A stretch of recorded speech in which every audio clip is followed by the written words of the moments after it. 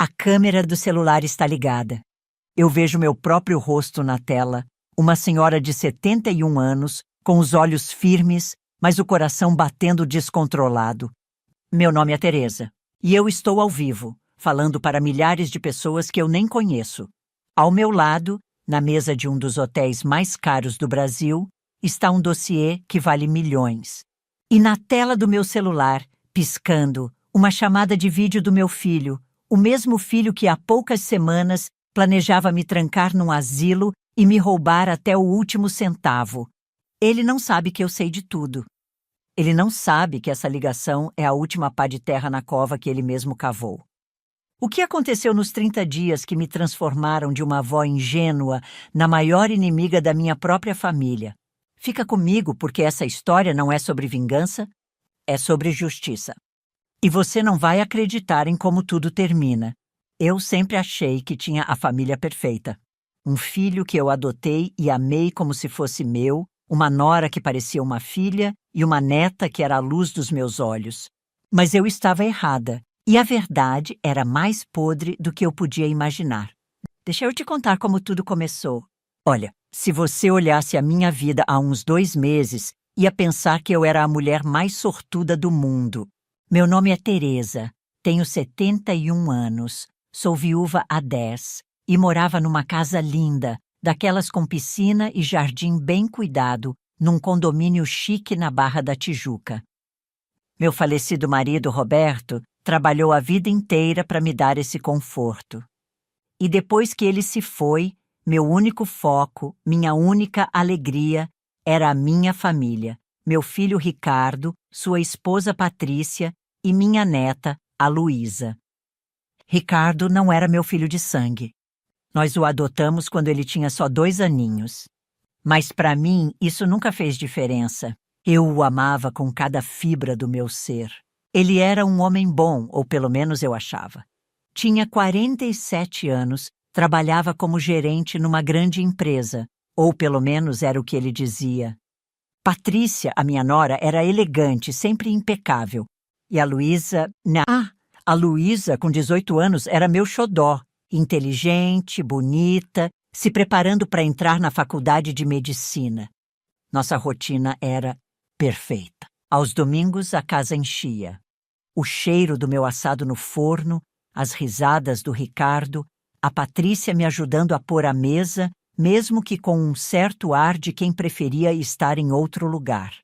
E a Luísa, sempre grudada no celular, mas que de vez em quando me dava um abraço que aquecia minha alma de avó. Eu vivia para eles, todo o meu dinheiro, meu tempo, meu amor, era tudo para eles. Eu pagava as contas da casa, ajudava com o aluguel do apartamento deles, pagava o cursinho caro da Luísa. E não me importava, juro. Ver a felicidade deles era a minha. Mas, sabe, hoje eu vejo... Tinha uma coisinha estranha no ar, um detalhe que na época eu ignorei completamente. A Patrícia, por exemplo, ela nunca me olhava nos olhos por muito tempo. Era sempre um olhar rápido, frio, quase avaliador. Lembro de um domingo, umas 6 semanas antes de tudo explodir. Estávamos todos almoçando no jardim. O dia estava lindo, ensolarado. Eu tinha feito a lasanha favorita do Ricardo. Ele estava elogiando, dizendo que nenhuma era igual à minha. E eu, boba, ficava toda feliz. No meio do almoço, meu telefone tocou. Era o gerente do meu banco, o senhor Almeida, um senhor muito atencioso. Ele só queria confirmar uma transferência de R$ 5.000 que eu tinha feito. Eu achei estranho porque não lembrava de ter feito. Naquele momento, Patrícia se levantou rápido. "Ah, mãe, fui eu!" Ela disse com um sorriso que não chegava aos olhos. Usei seu aplicativo para pagar umas contas nossas que estavam atrasadas. O salário do Ricardo atrasou, sabe como é. Esqueci de te avisar, desculpa. Ela falou tão rápido, tão naturalmente, que eu nem pensei em duvidar. Ricardo concordou com a cabeça, com um olhar meio tenso. "É, mãe, essa crise tá pegando todo mundo. Mas mês que vem a gente te devolve, prometo." Eu disse que estava tudo bem, que não precisava se preocupar com isso. Família é para essas coisas, né? Mas lá no fundo, uma vozinha me incomodou. Eu sou muito organizada com as minhas coisas. Como eu não vi essa transferência? E por que a Patrícia parecia tão defensiva? Mas eu afastei o pensamento. Que bobagem, Teresa. Eles são sua família. Eles te amam. Eu não dei importância. Ainda. Mal sabia eu que aqueles 5.000 reais eram só a pontinha de um iceberg de mentiras e roubos que já durava meses. Era o primeiro sinal, a primeira bandeira vermelha que eu, cega de amor, me recusei a enxergar. Meu relacionamento com eles era a base da minha vida. Com Ricardo era uma relação de devoção mútua, ou assim eu pensava. Eu o mimava, fazia tudo por ele. E ele, em troca, me ligava todos os dias, me chamava de rainha, dizia que eu era a melhor mãe do mundo. Hoje eu vejo que as palavras dele eram vazias, ensaiadas. Eram o preço que ele pagava para manter a fonte de dinheiro aberta. Mas na época eu acreditava em cada sílaba. Com a Luísa, a relação era de avó coruja. Eu sabia de todos os sonhos dela, dos medos, das paixonites de adolescente. Pelo menos eu achava que sabia. A gente tinha um combinado. Todo mês eu dava uma mesada extra para ela, por fora do que os pais davam, para ela comprar os livros, sair com as amigas. Era nosso segredinho, mas ultimamente ela andava diferente. Mais quieta, mais distante. Passava horas trancada no quarto. Quando eu perguntava se estava tudo bem, ela só dizia que era a pressão do vestibular. E eu, claro, acreditava. Quem ia duvidar da própria neta? Mas a dinâmica mais complexa era com a Patrícia. Ela era educada, mas sempre com uma barreira invisível entre nós. Eu tentava de tudo para me aproximar. Elogiava as roupas dela, perguntava do trabalho, comprava presentes caros, mas nada parecia quebrar aquele gelo. Um dia, tentei conversar com ela, de mulher para mulher. Estávamos sozinhas na cozinha, e eu disse: Patrícia, minha filha, sinto você tão distante. Aconteceu alguma coisa? Se precisar de qualquer coisa, eu tô aqui. Ela parou de secar a louça, virou para mim e deu aquele sorriso de plástico. Imagina, Teresa, é só o cansaço do dia a dia. Você sabe, trabalho, casa, filha adolescente, não é fácil. A forma como ela disse Teresa, e não mãe ou sogra, me cortou por dentro. Ela raramente me chamava de mãe. Era um jeito sutil de me manter no meu lugar. A mãe do marido dela. Apenas isso. Aquela frieza dela era um portão fechado que eu, insistentemente, tentava arrombar com meu afeto. Mas era inútil. E eu não entendia o porquê. Agora eu entendo. Era difícil para ela fingir gostar da pessoa que ela estava metodicamente planejando destruir. O segundo sinal veio umas 2 semanas depois, e esse foi mais difícil de ignorar. Eu estava procurando um documento antigo na escrivaninha do meu falecido marido, uma que eu quase nunca mexia. Remexendo umas gavetas, encontrei uma pasta que não deveria estar ali. Dentro tinha uns papéis que pareciam laudos médicos. Mas não eram meus. Eram cópias de exames neurológicos com o meu nome no topo. Meu coração gelou. Eu nunca tinha feito aqueles exames. Olhei as datas. Eram recentes. Alguém tinha pego meus dados e falsificado aquilo. Mostrava um suposto declínio cognitivo leve, lapsos de memória recorrentes. Eu li aquilo e minhas mãos começaram a tremer. O que era isso? Por que isso estava aqui? Naquele momento, Ricardo entrou no escritório. Quando ele viu a pasta na minha mão, o rosto dele ficou branco, perdeu a cor na hora. Ele forçou um sorriso nervoso. Mãe, o que está fazendo aí? Deixa eu te ajudar. Ele veio e delicadamente tirou a pasta da minha mão. Ah, isso não é nada. É só uns exames de rotina que a gente marcou para você, para cuidar da sua saúde. A gente estava tão preocupado, mas não queria te alarmar. A Patrícia que guardou aí para não te preocupar. A desculpa era tão esfarrapada, tão fraca, que até uma criança perceberia. Mas eu queria acreditar. Eu precisava acreditar. Mas, meu filho, eu não fiz esses exames. Ele passou a mão no meu ombro. Fez sim, mãe. Não se lembra?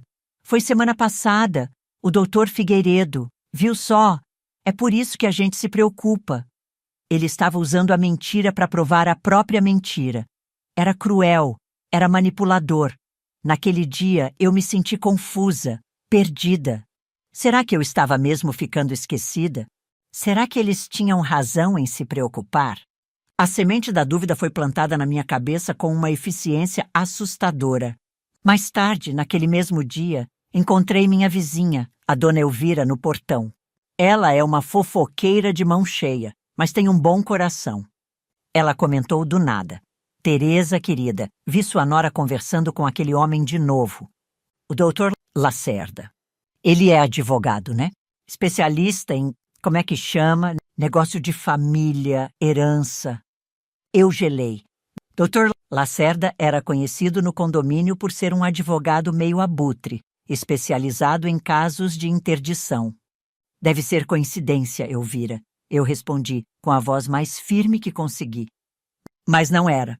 Aquelas palavras ficariam ecoando na minha cabeça pelos próximos dias, se juntando às outras peças de um quebra-cabeça que eu me recusava a montar.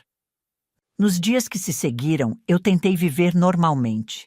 Tentei varrer aquela sensação ruim para debaixo do tapete. Eu me convenci de que estava exagerando, que era a idade me deixando paranoica. Eles me amavam.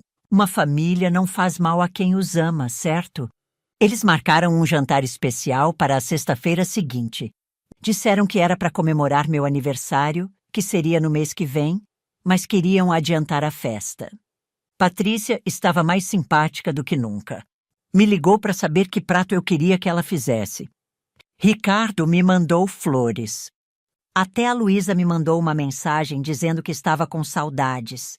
Era tudo tão perfeito, tão carinhoso, que a minha desconfiança começou a parecer ridícula. Eu me senti culpada por ter duvidado deles. Na quinta-feira, um dia antes do tal jantar, eu tinha uma consulta de rotina com o meu cardiologista, o Dr. André. Ele cuidava de mim há mais de 20 anos, desde que meu marido era vivo. Era mais que um médico, era um amigo da família. Eu estava na sala de espera, lendo uma revista, tentando relaxar, quando a secretária me chamou. Eu me sentia um pouco tensa, uma ansiedade no peito que não sabia de onde vinha. Era uma sensação de que algo grande, algo definitivo, estava prestes a acontecer. Como se eu estivesse na beira de um precipício, mas ainda não conseguisse ver a queda. Eu não sabia, mas em menos de 24 horas, minha vida, meu mundo, minha percepção de amor e família, tudo isso viraria de cabeça para baixo. Aquele jantar de aniversário não era uma celebração, era uma armadilha. E aquela consulta de rotina com o Dr. André não seria apenas uma consulta. Seria o meu único e desesperado bote salva-vidas. Entrei no consultório do Dr. André e a primeira coisa que notei foi o silêncio. Não era o silêncio normal de um consultório médico. Era um silêncio pesado, denso. Dr. André, um homem geralmente sorridente e falante, estava com uma expressão grave, quase sombria. Ele fez as perguntas de sempre. Como vai a pressão? Sentiu alguma dor no peito? Dormindo bem? Eu respondia que sim, tudo normal. Mas a minha voz saía um pouco trêmula. Tinha algo no ar, algo errado. Ele pegou o estetoscópio para auscultar meu coração. O metal frio no meu peito me fez arrepiar. Ele ficou em silêncio por um tempo que pareceu uma eternidade, ouvindo as batidas. Seus olhos não estavam em mim, estavam distantes, como se ele estivesse travando uma batalha interna. A sala parecia menor, o ar mais rarefeito. Cada tic-tac do relógio na parede era como uma martelada na minha cabeça. Eu sentia meu próprio pulso acelerado, uma premonição ruim se formando na boca do meu estômago. Eu não sabia o que era, mas sabia que não era sobre a minha saúde física. Era sobre algo muito, muito pior. Teresa... E ele começou a falar e depois parou. Limpou a garganta. Seus exames estão ótimos. Coração forte, como sempre. Ele forçou um sorriso, mas não durou nem um segundo. A tensão era quase palpável, como uma névoa espessa que impedia a gente de respirar direito. Por que ele estava tão estranho? O que ele sabia que eu não sabia? Ele se sentou na cadeira, de frente para mim. Suas mãos estavam juntas em cima da mesa, e os nós dos dedos estavam brancos de tão apertados. Ele olhou para a porta, depois para a janela e finalmente para mim. Teresa, nós somos amigos há muito tempo, não é? Eu cuidava do Roberto. A menção ao meu falecido marido me pegou de surpresa.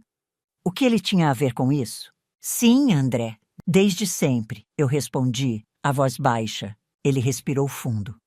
Sua família esteve aqui. O Ricardo e a Patrícia. Vieram me procurar na semana passada. Meu sangue gelou. Aqui? Por quê? O Ricardo está bem?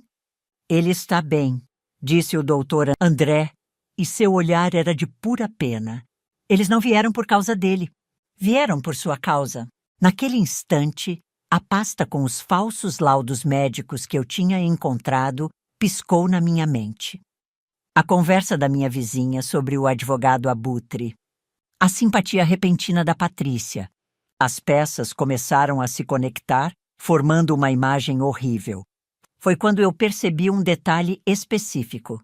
Na mesa dele, debaixo de uma pilha de papéis, tinha um pequeno bloco de receituário.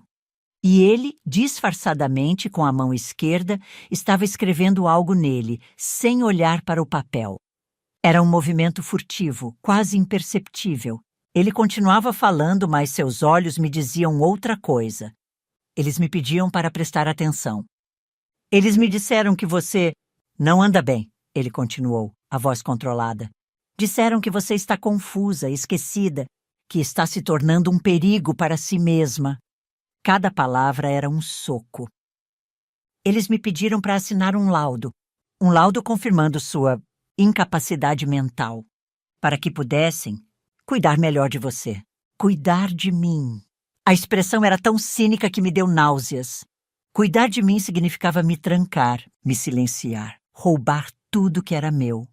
As lágrimas começaram a queimar nos meus olhos, mas eu me recusei a chorar. Não na frente dele, não ainda. E o que você disse, André? Eu perguntei, a voz um fio. Eu disse que não. Eu disse que você é minha paciente há 20 anos e é uma das mulheres mais lúcidas que eu conheço. Eu os mandei embora. Ele fez uma pausa e então olhou diretamente nos meus olhos. Teresa, eles estão desesperados. Eles mencionaram um jantar amanhã à noite. Disseram que seria a última tentativa de te convencer amigavelmente a ir para uma clínica de repouso. A palavra clínica soou como uma sentença de morte. O jantar. O jantar de aniversário adiantado. Não era uma festa. Era um ultimato. Um tribunal familiar onde eu seria julgada e condenada sem direito à defesa. Meu corpo inteiro começou a tremer. A imagem da minha família sorrindo, me abraçando, se sobrepôs à imagem deles, conspirando nas minhas costas. A traição era tão monstruosa, tão completa, que meu cérebro se recusava a processar. E então ele fez. O gesto que mudaria tudo. Enquanto ele se levantava para me entregar a receita dos meus remédios de pressão, ele discretamente dobrou o pequeno papel que tinha escrito e o colocou na minha mão, por baixo da receita oficial. Seus dedos apertaram os meus por um segundo, um aviso silencioso. Eu peguei os papéis, meu coração martelando contra as costelas. Guardei na bolsa sem olhar. Agradeci, a voz robótica, e saí do consultório. No corredor, com as pernas bambas, eu abri a mão. O bilhete estava ali. A caligrafia apressada do doutor. André, quase um rabisco. Eram apenas 6 palavras, mas elas continham todo o horror do mundo. 6 palavras que salvaram a minha vida e destruíram a ilusão que eu chamava de lar. O bilhete dizia: aquelas palavras, nunca vou esquecer. Eles vêm hoje. Não amanhã, no jantar. Hoje. O jantar era só um plano B. O plano A estava em andamento. Meu corpo parou de tremer e foi tomado por um frio polar. Eu não voltei para casa. Fui para um café ali perto, me sentei numa mesa no canto e pedi uma água. Eu precisava pensar. O que eu ia fazer? Para onde eu ia? A imagem da minha casa, do meu jardim, do meu quarto, tudo que era meu refúgio, agora parecia uma jaula prestes a se fechar. Liguei para a portaria do meu condomínio, usando o telefone do café. Pedi para falar com o seu Manuel, o porteiro mais antigo. Seu Manuel, é a dona Teresa. Por favor, se alguém da minha família chegar aí com médicos ou uma ambulância, não deixe entrar. Diga que eu saí de viagem e não volto tão cedo. Por favor, confio no Senhor. Ele prometeu que faria. A humilhação, a dor, o medo, era uma avalanche. Mas no meio do caos, uma raiva fria começou a crescer dentro de mim. Uma raiva que eu não sentia há anos. A raiva de ser subestimada. De ser tratada como um objeto velho e inútil que podia ser descartado. Eles achavam que eu era fraca. Uma velhinha boba e senil que eles podiam manipular. Eu voltei para casa. Sim, eu voltei. Foi a coisa mais perigosa e mais necessária que eu fiz. Eu não podia fugir como uma covarde sem nada. Entrei pelos fundos como uma ladra na minha própria casa. A casa estava silenciosa. Fui direto para o escritório do meu marido.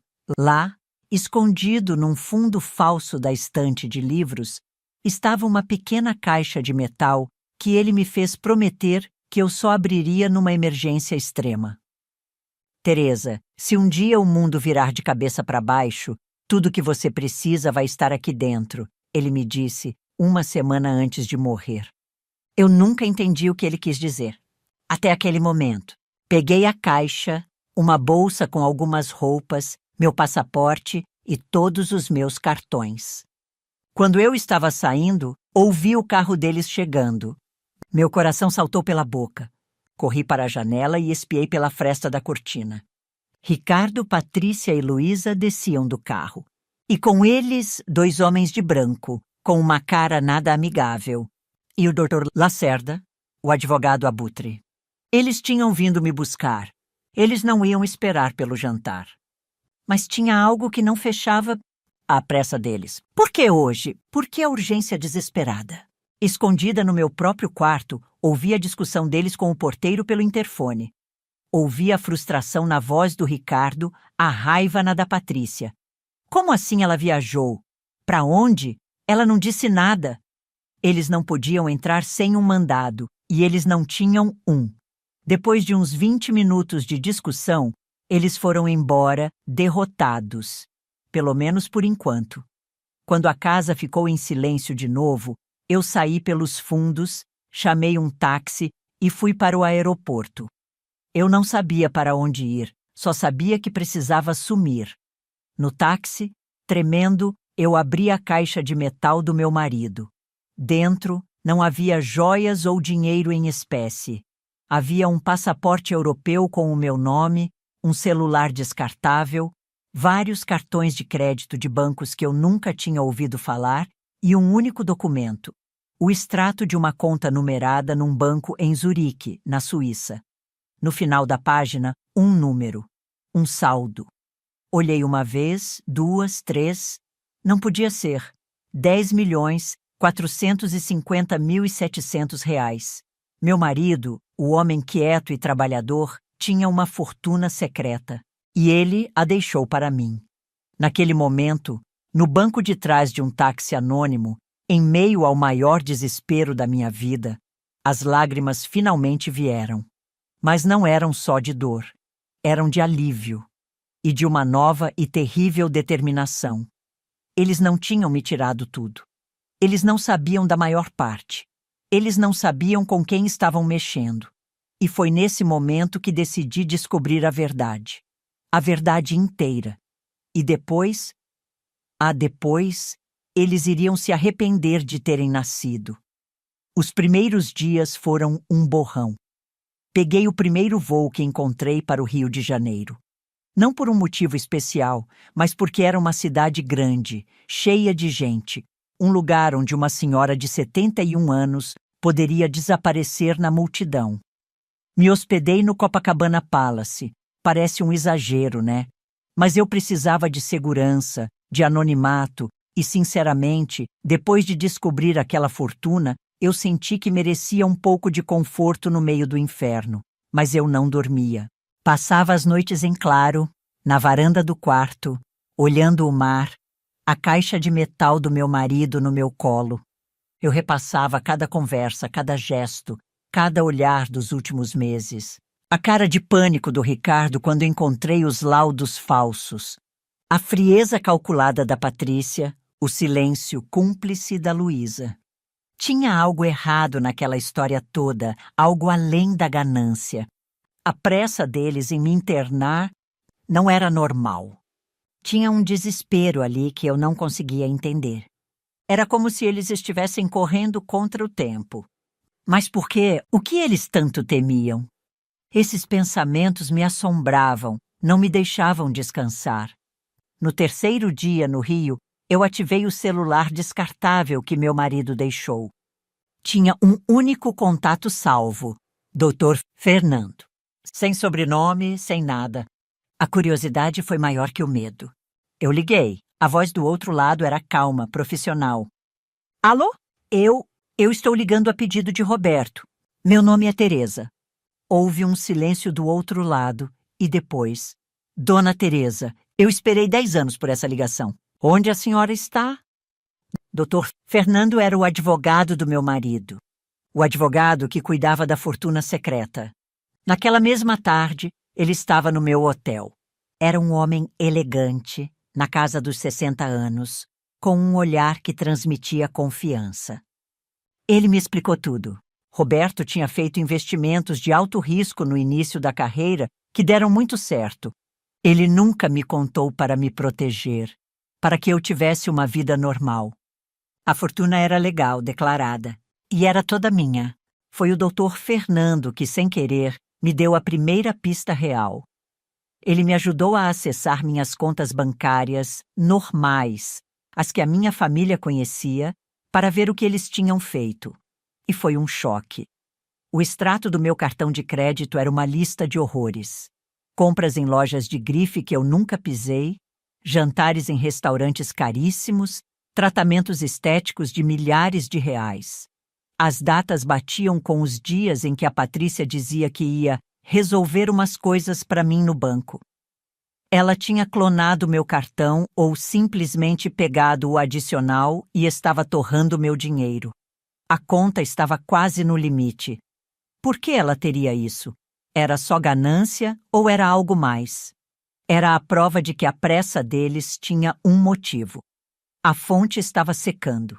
Eles precisavam de acesso total antes que o castelo de cartas desabasse. Dona Teresa, nós precisamos agir com inteligência, disse o Dr. Fernando. Eles cometeram um crime, fraude, estelionato. Mas precisamos de mais. Precisamos entender o quadro completo. Foi aí que ele sugeriu contratar um investigador particular. Um ex-policial federal chamado Cláudio. Um homem discreto, eficiente e, segundo o Dr. Fernando, o melhor no que fazia. Eu concordei na hora. Enquanto Cláudio começava a cavar a vida do meu filho e da minha nora, eu decidi fazer minha própria investigação. Liguei para a dona Elvira, minha vizinha fofoqueira. Usei o pretexto de que estava viajando e queria saber se estava tudo bem em casa. Conversa vai, conversa vem. Eu perguntei, como quem não quer nada. E a Patrícia, tem visto ela? Ela anda tão estressada com o trabalho, coitada. Dona Elvira caiu na armadilha como um patinho. Trabalho? Que trabalho, Teresa? Ela não trabalha há quase 1 ano. Pensei que você soubesse. Vive para cima e para baixo com o vizinho novo, o Sérgio, da Casa 12. Os dois não se desgrudam. Meu queixo caiu. Patrícia estava desempregada há 1 ano e estava tendo um caso com o vizinho e o Ricardo. Sabia disso? A mentira era muito maior do que eu imaginava. Eles tinham construído uma realidade paralela inteira para mim. As peças começavam a não se encaixar de um jeito ainda mais assustador. A fachada de família perfeita não era só trincada, era completamente podre por dentro. Cláudio, o investigador, me ligava todos os dias com atualizações. A primeira grande informação que ele trouxe foi sobre o Ricardo. Dona Teresa, seu filho foi demitido do cargo de gerente há 8 meses. O motivo: desvio de fundos. A empresa não levou o caso à polícia para evitar um escândalo, mas ele foi demitido por justa causa. 8 meses. 8 meses que ele saía de casa todo dia, de terno e gravata, fingindo que ia trabalhar. Onde ele ia? O que ele fazia? A resposta veio 2 dias depois e foi ainda mais devastadora. Cláudio o seguiu. Ricardo não ia para um escritório. Ele ia para casas de jogos clandestinas na Zona Oeste. Ele estava afundado em dívidas de jogo. Devia dinheiro para agiotas. Naquele momento, eu pensei que tinha entendido tudo. A motivação era o desespero financeiro do Ricardo. Patrícia era só uma cúmplice gananciosa. Todo o plano era sobre o vício dele. Eu foquei toda a minha raiva, toda a minha investigação nele. Pedi para o Cláudio levantar cada centavo que ele devia para quem devia. Por alguns dias, achei que a história era essa. Um filho viciado, desesperado, que arrastou a esposa para um plano cruel. Eu estava quase aliviada por ter uma explicação, por mais terrível que fosse. Mas então aconteceu algo que mudou tudo. Cláudio me ligou, a voz mais séria que o normal. Dona Teresa, eu estava errado. O Ricardo é um problema, sim. Mas ele não é o cérebro da operação. O cérebro é a Patrícia. Eu não entendi. Como assim, Cláudio? Eu consegui acesso aos registros telefônicos da sua nora. Ela não fala só com o amante. Ela fala, quase todos os dias, com um homem chamado Marcelo. Eu puxei a ficha dele. Ele é um falsificador, conhecido da polícia por criar documentos falsos de alta qualidade. Laudos médicos, certidões, testamentos, o que o cliente pedir. A pasta, os laudos falsos, era ele. O tal Marcelo era o artista por trás daquela fraude, mas não era só isso. E tem mais, continuou Cláudio. Patrícia tem feito transferências altas para a conta da sua neta, Luísa. Muito mais do que uma mesada. Estamos falando de 10, 15 mil reais por mês. 15 mil reais por mês? Para quê? Luísa não precisava de tanto dinheiro. O cursinho, as despesas, eu mesma ajudava a pagar. Para onde estava indo esse dinheiro? Foi quando Cláudio me deu a informação que quebrou meu coração em 1000 pedaços. Dona Teresa, eu acho que sei para onde vai o dinheiro. Eu segui a Luísa hoje. Ela não foi para o cursinho. Ela foi a uma clínica ginecológica em Ipanema. Uma clínica bem cara. E ela não estava sozinha. Ela encontrou sua mãe, Patrícia, na porta. Eu não queria te contar assim, mas... A Luísa está grávida. Espera, isso significa que a minha neta, a minha menina, estava grávida? E me escondeu? E a Patrícia sabia e usou isso? A necessidade de dinheiro para a gravidez secreta. Era por isso que Luísa estava no meio daquele plano sórdido. Ela não era só cúmplice. Ela era uma peça-chave, motivada pelo próprio desespero. Naquele instante, tudo fez sentido. A urgência, o desespero, não era só a dívida de jogo do Ricardo. Era a gravidez da Luísa. Era o desemprego da Patrícia. Era o caso dela com o vizinho. Era um tsunami de problemas. E eu, ou melhor, o meu dinheiro, era a única tábua de salvação que eles enxergavam. Lembrei da Luísa, tão quieta e pálida nos últimos almoços de domingo. Não era a pressão do vestibular. Era o peso de um segredo e de uma traição monstruosa. Lembrei da Patrícia gastando meu dinheiro em luxos. Não era só ganância. Era uma tentativa de manter uma aparência, de esconder o fracasso do casamento e da vida financeira. E o Ricardo, ele era apenas um peão fraco, um homem que perdeu o controle de tudo e se deixou levar pela mente doentia da esposa. Não era coincidência, era planejado. Cada mentira conectada à outra, formando uma teia intrincada e venenosa.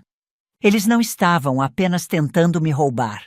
Eles estavam tentando salvar a própria pele, apagar os próprios fracassos, e estavam dispostos a me sacrificar, a me enterrar viva para isso. A crueldade do plano não era só pela ganância. Era pela covardia.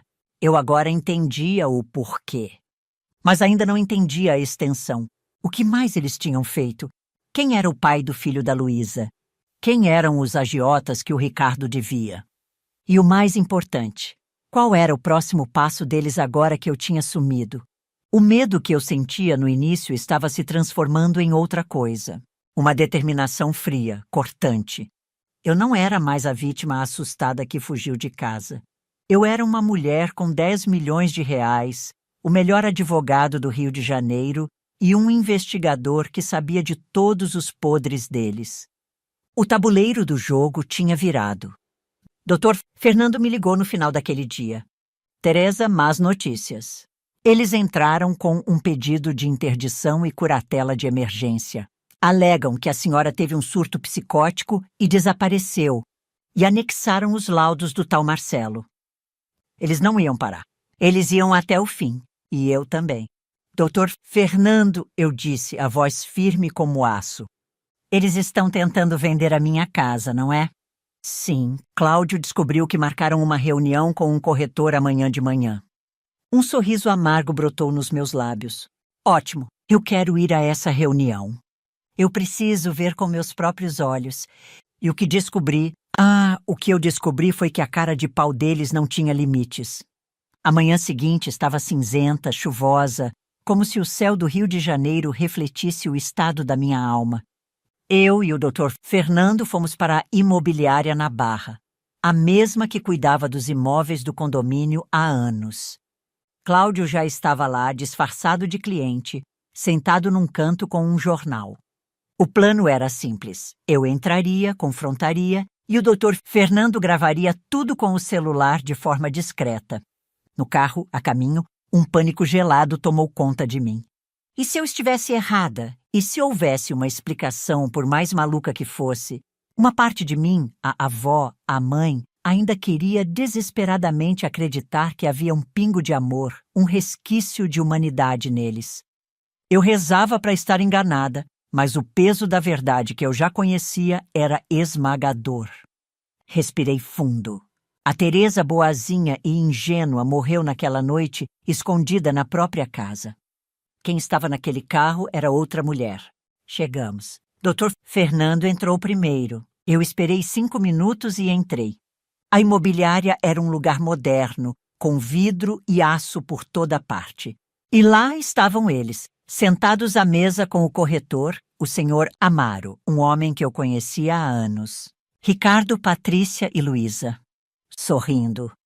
Pareciam a família de comercial de margarina. Patrícia usava um vestido caro, provavelmente comprado com o meu dinheiro. Ricardo, o terno de um homem de negócios bem-sucedido que ele não era mais. E Luísa, ela olhava para o chão, a mão discretamente pousada sobre a barriga. Eles não me viram entrar. Eu parei perto da porta e apenas ouvi. Então está tudo certo, senhora Amaro, dizia Patrícia, a voz melosa. Com a procuração que temos da minha sogra e o laudo de interdição emergencial, podemos assinar o contrato de venda. É uma pena, sabe? A cabeça dela já não funciona mais. Precisamos do dinheiro para garantir o melhor tratamento para ela na clínica. A cara de pau. A frieza. Ela falava da minha sanidade como se estivesse discutindo o tempo. O corretor parecia um pouco desconfortável, mas o cheiro da comissão era mais forte. Naquele momento, eu caminhei até a mesa. Que interessante, Patrícia. Eu não sabia que estava precisando de tratamento. O silêncio que se seguiu foi absoluto. Os 3 se viraram ao mesmo tempo. A cor sumiu do rosto deles. Ricardo engasgou. Patrícia arregalou os olhos, a boca aberta num ó perfeito de choque. Luísa encolheu na cadeira como se quisesse desaparecer. Minhas pernas fraquejaram, mas eu me mantive firme. A visão deles, pegos em flagrante, com as máscaras caindo em tempo real, foi a confirmação final e mais dolorosa de todas. Mãe, gaguejou Ricardo, o que você está fazendo aqui? A gente pensou que eu estava internada. Trancada? Senil? E te completei, a voz subindo de tom. Era esse o plano, não era? Vender a minha casa, o teto que eu dei para vocês, a segurança que meu marido me deixou Para pagar as suas dívidas de jogo, Ricardo? Para bancar a vida de luxo e o amante da sua esposa, Patrícia? Ou talvez para cuidar de um neto que vocês estavam me escondendo, Luísa? Eu joguei tudo na cara deles, de uma vez. Cada segredo podre que o Cláudio tinha desenterrado. A reação foi imediata. Ricardo ficou pálido como cera. Luísa começou a chorar baixinho. Mas Patrícia... Patrícia se recuperou rápido. O choque deu lugar à raiva. Como você ousa? Ela sibilou, levantando-se. Sua velha ingrata, a gente só queria o seu bem. Você está delirando. Senhora Amaro, não ouça uma palavra. Ela não sabe o que diz. Mas era tarde demais. O senhor Amaro olhava de mim para eles, a confusão se transformando em compreensão e nojo. Dr. Fernando se aproximou, o celular ainda gravando. Eu acho que a reunião acabou, ele disse calmamente. E eu sugiro que os senhores não tentem vender ou tocar em nada que pertença à minha cliente. A partir de agora, tudo será resolvido na justiça. Eu não esperei para ver mais nada. Me virei e saí daquela imobiliária, o coração em pedaços. Eu tinha ganhado aquela pequena batalha, mas a sensação era de derrota. A família que eu amava não existia. Era uma farsa, e eu tinha acabado de queimar a última ponte. Mas tinha mais, muito mais. Eu ainda não sabia da pior parte. De volta ao hotel, o alívio de tê-los confrontado deu lugar a uma dor profunda. Foi quando Cláudio chegou. Ele tinha uma expressão séria. Dona Teresa, tem algo mais que a senhora precisa saber. E não é fácil. Ele colocou uma pasta na mesa. O falsificador, o Marcelo. Ele não é um amador. Ele tem conexões perigosas. E ele não fez só os laudos médicos. Ele abriu a pasta. Dentro havia uma cópia de um documento.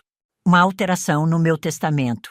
Um documento forjado com uma assinatura minha, perfeita, que passava todos os meus bens, incluindo a casa e os investimentos, diretamente para o Ricardo no momento da minha interdição, não da minha morte. O documento era datado de 3 meses atrás. Eles não iam esperar eu morrer. Eles iam me enterrar viva e pegar tudo enquanto eu ainda respirava. A premeditação, a frieza de planejar não só o meu fim social, mas o roubo completo do meu legado, do legado do meu marido. Foi aí que a ficha caiu de verdade. Não era um plano desesperado de gente com problemas. Era um golpe meticulosamente planejado há meses. Cada sorriso, cada eu te amo, mãe, cada almoço de domingo, tudo parte de um teatro macabro. E o pior ainda estava por vir. Cláudio continuou. E tem outra coisa, Dona Teresa. O Marcelo, ele é um informante da Polícia Federal. Eu olhei para ele sem entender. O quê? Ele foi pego há alguns meses e fez um acordo. Ele entrega os clientes dele em troca de uma pena menor. A sua nora, Patrícia, ela está na rede dele. A Polícia Federal já está monitorando suas conversas. Eles não sabem de todo o contexto familiar, mas sabem que ela encomendou documentos falsos. Ao tentarem te dar um golpe, eles tropeçaram numa investigação federal. A ironia era quase poética. A ferramenta que eles usaram para tentar me destruir era a mesma que ia afundá-los de vez. Naquele momento, o chão se abriu. A enormidade da situação me atingiu como um trem. Meu filho, minha nora, minha neta, envolvidos com criminosos, com a Polícia Federal. A vergonha, a dor, a traição. Foi demais. Eu desabei. Chorei como não chorava desde a morte do Roberto. Chorei pela família que eu perdi, pela vida que foi uma mentira, pela inocência que me foi roubada. Eu me senti a mulher mais estúpida e sozinha do mundo. Mas então, no meio daquele desespero todo, algo mudou. As lágrimas secaram. A dor deu lugar a uma fúria gelada, uma clareza assustadora. Eu não era estúpida. Eu fui enganada. Eu não era fraca. Eu amei demais. E eles usaram meu amor como uma arma contra mim. Eu me levantei, enxuguei o rosto, olhei para o Dr. Fernando e para o Cláudio. Eles não vão me vencer, eu disse, a voz rouca, mas firme. Eles acham que eu sou só uma velhinha assustada. Eles não fazem ideia do que eu sou capaz. Eles queriam um show? Eles queriam me expor, me humilhar? Pois eles vão ter o que querem, mas o palco vai ser meu. E a plateia vai ser o mundo inteiro. Uma ideia começou a se formar na minha mente. Uma ideia ousada, moderna, algo que eles nunca, jamais esperariam de mim. Eles usaram a mentira e a falsidade. Eu ia usar a verdade. A verdade nua, crua e pública. E foi naquele momento que eu decidi, ela ia pagar. Não, eles iam pagar. Todos eles. E não ia ser na justiça dos homens, a portas fechadas. Ia ser na justiça da opinião pública aos olhos de todos. A vingança seria servida. E seria transmitida ao vivo. A fúria do dia anterior deu lugar a uma calma calculista. Eu passei a noite inteira acordada, não com insônia, mas planejando. Pela primeira vez em muito tempo, minha mente estava afiada como uma navalha. Eu não ia agir por impulso. O confronto na imobiliária foi emocional, necessário, mas agora era a hora da estratégia. Não ia ser na raiva, ia ser calculado. Pela manhã, chamei o Dr. Fernando e o Cláudio para uma reunião no meu quarto de hotel. Eles me encontraram sentada à mesa, com um caderno e uma caneta, e uma expressão que eles nunca tinham visto no meu rosto. Bom dia, senhores, eu disse a voz firme. Eu tenho um plano. Eles tentaram me silenciar, me declarar louca e me esconder do mundo. Nós vamos fazer exatamente o oposto. Vamos colocar um holofote tão grande em cima deles que eles não terão para onde correr. A ideia era simples e, ao mesmo tempo, genial na sua ousadia. Eu ia contar a minha história. Para todo mundo. Ao vivo. Primeiro, eu precisava organizar minhas armas. Passei os 2 dias seguintes trancada no hotel, trabalhando sem parar. Com a ajuda do Cláudio, montei um dossiê completo. Cada prova, cada documento, cada gravação, a cópia do testamento falso. Os extratos do meu cartão de crédito com as compras da Patrícia. As fotos do Ricardo entrando e saindo das casas de jogo. As dívidas com os agiotas, detalhadas em planilhas. A matrícula da clínica ginecológica em nome da Luísa. A gravação da conversa na imobiliária. Tudo. Enquanto isso, eu mantinha as aparências. Liguei para o Ricardo uma única vez, de um número bloqueado.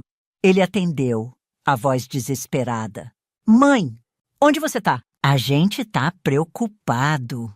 Eu respondi com a voz mais frágil e confusa que consegui simular. Eu não sei, meu filho. Eu tô com medo. Acho que a Patrícia estava certa. Minha cabeça não tá boa. Eu podia quase ouvir o alívio na respiração dele. Ele achou que eu tinha fraquejado, que a confusão tinha voltado. Era exatamente o que eu queria. Queria que eles baixassem a guarda, que acreditassem que ainda tinham o controle. Ninguém podia desconfiar que por trás daquela voz trêmula havia uma mulher montando um arsenal de provas que iria implodir a vida deles. O próximo passo era entender o poder da minha nova arma, a internet. Eu era uma senhora de 71 anos. A última vez que usei a internet foi para ver receita de bolo. Dr. Fernando, sendo da minha geração, também não era um expert. Então, contratamos a melhor. Uma jovem chamada Júlia, especialista em marketing digital e redes sociais. Ela veio ao hotel, uma garota de uns 25 anos, cheia de energia. Eu contei a ela a minha história. Ela ouviu tudo em silêncio, os olhos arregalados. No final, ela simplesmente disse: Dona Teresa, essa história é uma bomba atômica. O Brasil vai parar para ouvir a senhora. Júlia me explicou como funcionavam as lives, o poder do engajamento, como criar uma narrativa que prendesse as pessoas. Ela me ensinou a usar um smartphone para transmitir, a posicionar a câmera, a olhar para a lente como se estivesse conversando com um amigo. Foi quando o advogado me disse algo que mudou tudo. Dr. Fernando, que estava ouvindo a conversa, interveio. E legalmente isso é brilhante. Contar a sua versão dos fatos não é crime. É liberdade de expressão. Desde que a senhora se atenha às provas que temos, eles não poderão te processar por difamação. Na verdade, eles se tornarão réus perante a opinião pública antes mesmo de pisarem num tribunal. Eu tinha mais poder do que imaginava. O plano de ação ficou claro. Faríamos uma série de 3 lives. Júlia criou perfis para mim em todas as redes sociais com o nome A Voz da Experiência. Ela impulsionou as postagens anunciando a primeira live. O título era simples e poderoso. Eu tenho 71 anos e minha família tentou me enterrar viva. Esta é a minha história. A data foi marcada. Sexta-feira, 8 da noite. Tudo tinha que ser perfeito. Na sexta-feira, o dia da primeira live, o hotel parecia um centro de comando de guerra. Júlia montou uma pequena estrutura de iluminação e som. Doctor? Fernando revisou comigo, pela última vez, cada ponto que eu podia e não podia falar para me manter segura legalmente. Cláudio estava de plantão, monitorando qualquer movimento da família. Eu estava nervosa. Minhas mãos suavam. E se ninguém assistisse? E se as pessoas não acreditassem em mim? E se eles tentassem alguma coisa? Eu me olhei no espelho. Vi as rugas, o cabelo branco. A sociedade vê uma mulher como eu e vê fragilidade.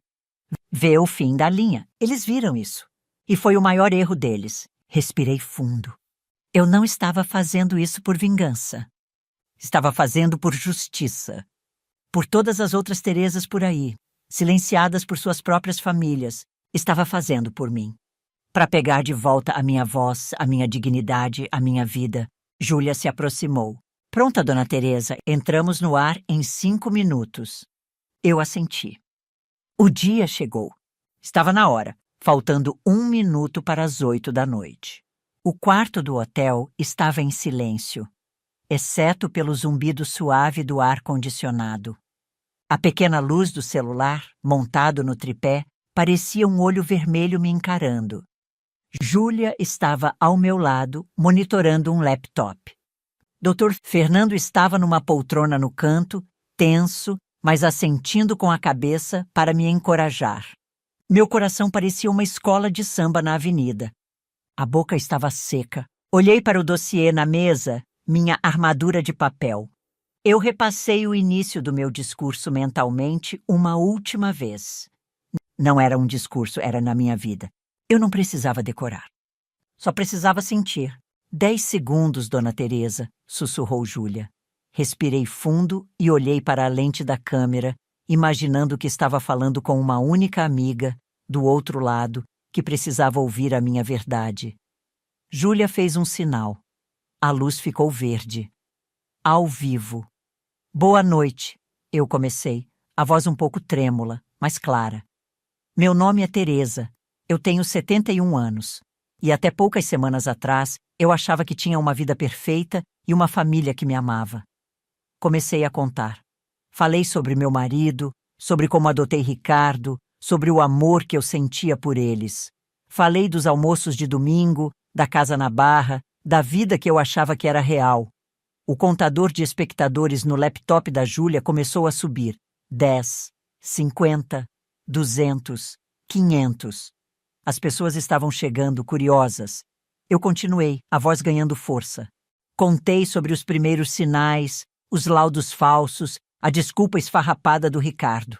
E então, cheguei ao clímax da primeira parte. A consulta com o Dr. André. Descrevi a tensão na sala, o gesto dele e, finalmente, li as palavras do bilhete em voz alta. Não vá para casa, corra, eles vêm hoje. O número de espectadores pulou para 2.000. Os comentários começaram a pipocar na tela. Que horror! Força, senhora! Isso é crime!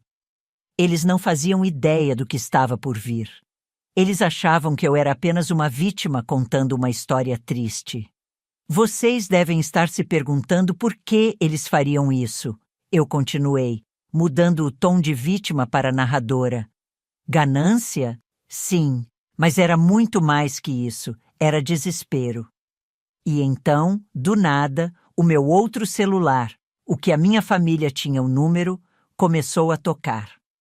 Era uma chamada de vídeo, do Ricardo. Júlia olhou para mim, os olhos arregalados. Atende, se ela sussurrou. Eu sorri. A isca tinha sido mordida mais rápido do que eu esperava. Atende. E coloca na tela da live. O rosto do Ricardo apareceu numa pequena janela no canto da transmissão. Ele parecia apavorado e furioso. Mãe, o que você está fazendo? Desliga isso agora! Você enlouqueceu de vez? Olá, meu filho, eu disse calmamente. Que bom que você se juntou a nós. Temos mais de 5.000 pessoas aqui querendo ouvir a sua versão da história. Por que você não explica para todo mundo por que você e sua esposa contrataram um falsificador para criar laudos dizendo que eu estava senil? Ele congelou. Atrás dele, eu podia ver a Patrícia gesticulando, mandando ele desligar. Mas ele estava paralisado, pego de surpresa. O número de espectadores explodiu. 10.000. 20.000. Mas eu ainda não tinha mostrado tudo. A verdadeira bomba ainda estava guardada. Você não vai falar, Ricardo? Assim eu provoquei. Então eu falo. Que tal a gente falar sobre os seus 8 meses de desemprego? Ou sobre as suas visitas diárias às casas de jogo? Ou sobre os 200 mil reais que você deve a agiotas muito perigosos? O rosto do Ricardo se contorceu em pânico. Como? Como você sabe disso? Eu sei de tudo, meu filho. Eu sei do caso da sua esposa com o nosso vizinho. Eu sei que ela está desempregada há 1 ano e torrou o dinheiro do meu cartão de crédito em bolsas e sapatos. E eu sei o segredo mais sujo de todos. Eu sei da gravidez da Luísa. Naquele momento, Patrícia arrancou o celular da mão dele. O rosto dela, distorcido pelo ódio, preencheu a tela. Sua velha maldita. Você vai pagar por isso. Você vai se arrepender de ter nascido. A ameaça ao vivo para 30.000 pessoas. Dr. Fernando sorriu discretamente no canto da sala. Ela tinha acabado de cometer um erro fatal. Foi quando eu mostrei o primeiro documento. Peguei a cópia do testamento falso. Vocês também vão se arrepender disso aqui, não é? Acharam que eu não ia descobrir? O testamento falso que passava tudo para o nome de vocês no momento em que me trancassem num hospício. O silêncio do outro lado da linha era total. Patrícia olhava para o documento incrédula. Ricardo parecia prestes a desmaiar.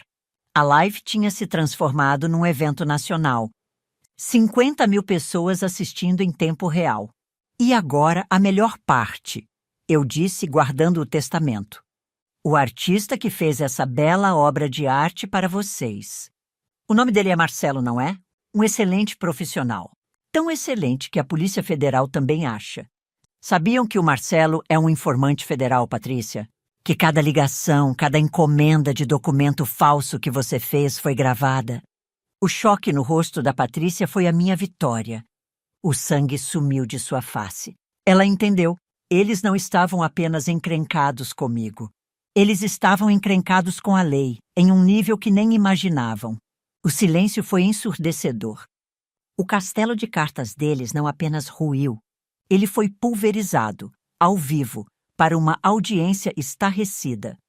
Foi quando aconteceu algo que ninguém esperava. Outra chamada de vídeo começou a piscar na tela. Era a Luísa. Júlia, com os dedos ágeis, colocou a chamada dela na tela também. Agora eu tinha os 3, cada um numa janela. O rosto da Luísa estava banhado em lágrimas. Vó, me perdoa, ela soluçou. Eles me obrigaram. Eles disseram que se eu não ajudasse, eles iam me expulsar de casa, que eu ia ter meu filho na rua. Eu tenho as gravações, vó. Eu gravei eles planejando tudo. Eu entrego tudo para a polícia, mas me ajuda, por favor. Patrícia gritou. Sua traidora, você vai afundar com a gente. Ricardo apenas chorava, um homem quebrado. A família perfeita, se autodestruindo em praça pública. A filha entregando os pais para se salvar. Era mais trágico e patético do que eu poderia ter planejado. A justiça vai te ajudar, minha neta, se você fizer a coisa certa, eu disse, a voz suave. E então me virei para a câmera principal. Meu nome é Teresa, e esta é a prova de que a idade não nos torna inúteis. A experiência nos torna estrategistas.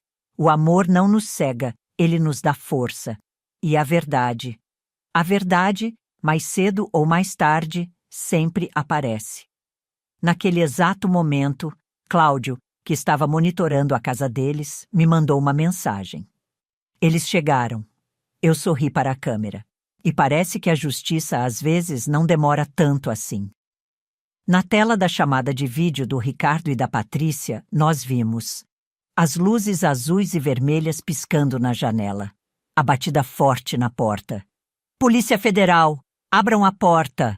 A live terminou com o som da porta deles sendo arrombada e os gritos da Patrícia. Mais de 100.000 pessoas assistiram ao vivo à queda da minha família. A justiça não tinha apenas batido a porta. Ela a derrubou. Mas a história não termina aí. A prisão deles era apenas o começo da minha nova vida. 6 meses se passaram. O barulho da mídia, as manchetes dos jornais, os programas de fofoca, tudo isso foi se acalmando como uma tempestade que finalmente passa. A poeira baixou. O julgamento foi rápido, considerando a quantidade de provas. As gravações da Luísa, o testemunho do Dr. André, o dossiê que montamos e, claro, a confissão pública que eles praticamente fizeram durante a live. Não havia defesa possível. Ricardo foi condenado a 12 anos por estelionato, coação, falsificação de documentos e formação de quadrilha. A dívida de jogo foi o que mais pesou contra ele. Patrícia pegou 10 anos, principalmente pela liderança no esquema e pela fraude continuada no meu cartão de crédito. O envolvimento com o informante da PF selou o destino dela. Eles estavam presos, pagando pelo que fizeram. Hoje, quando olho para trás, parece um pesadelo que aconteceu com outra pessoa. A Teresa, que tremia de medo no táxi, fugindo da própria casa, parece uma estranha para mim. A primeira coisa que fiz depois do julgamento foi vender aquela casa na Barra. Ela não era mais um lar, era um mausoléu de memórias falsas. Com o dinheiro e uma pequena parte da fortuna do Roberto, comprei um apartamento lindo em Florianópolis, de frente para o mar. Eu precisava de um lugar que não tivesse fantasmas. E eu não vim sozinha. Luísa veio comigo. Como ela colaborou com a justiça e era ré primária, conseguiu uma pena alternativa, prestando serviços comunitários. A relação com ela não foi fácil de reconstruir. Havia muita dor, muita mágoa. Mas eu olhava para a barriga dela crescendo e via uma chance, não de esquecer, mas de construir algo novo, algo verdadeiro, em cima das ruínas do que fomos. Meu bisneto, a quem demos o nome de Roberto, nasceu saudável e forte. Cuidar dele, ver a Luísa se transformar numa mãe dedicada e estudiosa, ela decidiu cursar Direito, inspirada pelo Dr. Fernando, me deu um novo propósito. Nossa família hoje é pequena, somos só nós 3, mas é real. Não há segredos, não há mentiras. Apenas o som das ondas, o choro de um bebê e a paz de 2 mulheres que sobreviveram a uma guerra. Mas a maior mudança não foi de endereço. A maior mudança foi dentro de mim. Eu aprendi da maneira mais dura que o amor incondicional pode, às vezes, ser uma forma de cegueira. Eu amei tanto a ideia da família perfeita que me recusei a ver as pessoas que realmente estavam na minha frente. Eu aprendi que subestimar alguém, especialmente uma mulher mais velha, é o erro mais perigoso que se pode cometer. As pessoas confundem bondade com fraqueza, confundem idade com incapacidade. Eu era a prova viva de que a experiência é uma arma poderosa. Também aprendi sobre perdão. Eu perdoei a Luísa, não porque ela merecia de imediato, mas porque eu merecia paz. Guardar rancor é como tomar veneno esperando que o outro morra. E eu decidi viver. Quanto ao Ricardo e à Patrícia, eu não sei se um dia conseguirei perdoá-los, mas eu não os odeio mais. Sinto pena, eles tinham tudo. Uma casa, uma família, amor e jogaram tudo fora por uma ganância que os consumiu. A prisão deles é apenas a consequência de suas próprias escolhas. Se eu pudesse dar um conselho, seria este: ouça sua intuição. Aquele sentimento incômodo no fundo da alma, aquela vozinha que te diz que algo está errado. Ouça, ela geralmente está certa. E nunca, jamais, entregue o controle da sua vida, das suas finanças e da sua felicidade a ninguém. Nem mesmo as pessoas que você mais ama. No final das contas, a minha história não é sobre uma traição familiar terrível. É sobre redescoberta. É sobre uma mulher de 71 anos que descobriu que sua vida não tinha acabado. Pelo contrário, ela estava apenas começando. Eu criei uma fundação, a Fundação Voz da Experiência, com o Dr. Fernando, para dar apoio jurídico e psicológico a idosos que sofrem abusos financeiros e emocionais de suas famílias. A minha dor se transformou em uma missão. Eu não sou mais apenas uma avó ou uma viúva. Eu sou a Teresa, uma mulher que foi ao inferno e voltou, não com as mãos vazias, mas trazendo consigo força, sabedoria e, o mais importante, amor próprio. A verdadeira família não é aquela em que nascemos ou que formamos, mas aquela que nos respeita, nos protege e nos permite ser quem somos. E essa família, mesmo que pequena, eu finalmente encontrei. Agora, se você gostou dessa história e se chocou com o que uma família é capaz de fazer, já clica nesse próximo vídeo que está aparecendo na tela, porque nele tem uma história de traição e reviravolta como você nunca viu antes.